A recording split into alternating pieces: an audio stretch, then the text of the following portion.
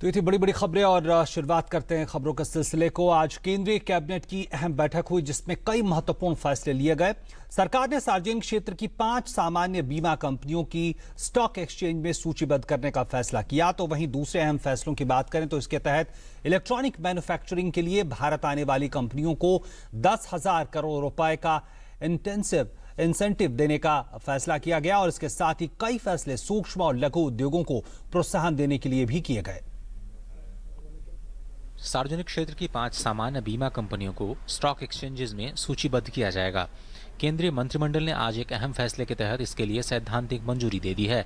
इसके तहत 5 कंपनियों में सरकार अपनी हिस्सेदारी घटाकर 75% तक करेगी, यानी 25% तक हिस्सा लिस्टिंग, इक्विटी या ऑफर फॉर सेल के जरिए बेचा जा सकेगा। जिन कंपनियों की लिस्टिंग का फैसला हुआ है उनमें शामिल हैं the new India insurance company limited, United India insurance company limited, oriental insurance company limited, national insurance company limited, general insurance corporation of India. मंत्रिपरिषद ने ये निर्णय लिया कि जो 5 पब्लिक सेक्टर जीआईसी कंपनीज हैं, इनकी पब्लिक लिस्टिंग होगी फ्रेश इक्विटी द्वारा या ऑफर ऑफ सेल या उन दोनों को मिलाकर कॉम्बिनेशन से।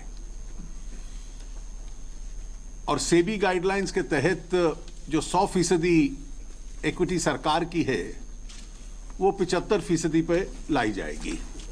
कैबिनेट ने पुराने और बेकार पड़े 105 कानूनों को भी खत्म करने से संबंधित एक प्रस्ताव को अपनी मंजूरी दी। सुशासन को मजबूत करने और विधि आयोग की सिफारिशों के मुताबिक मोदी सरकार अब तक 1175 कानूनों को वापस ले चुकी है, जिसकी वर्तमान में उपयोगिता खत्म हो चुकी है।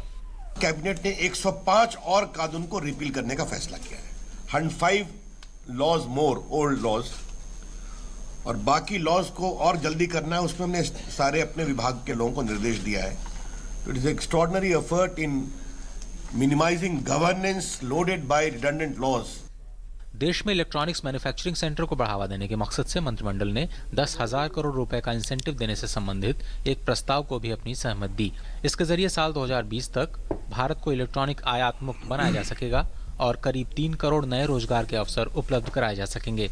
10,000 करोड़ रुपए का हमने मॉडिफाइड स्कीम का इंसेंटिव को अलाउ किया है और अगर $1 बिलियन से अधिक का इन्वेस्टमेंट होगा, 6,000 करोड़ से अधिक का, तो कैबिनेट सेक्रेटरी की अध्यक्षता में एक हाई पावर्ड कमेटी उसको अप्रूव करेगी and the companies seeking modified incentive can get it 5 years from the date of start of production.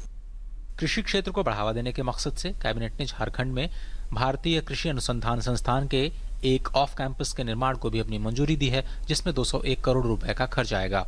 Sudhakar Das, DD news, Delhi.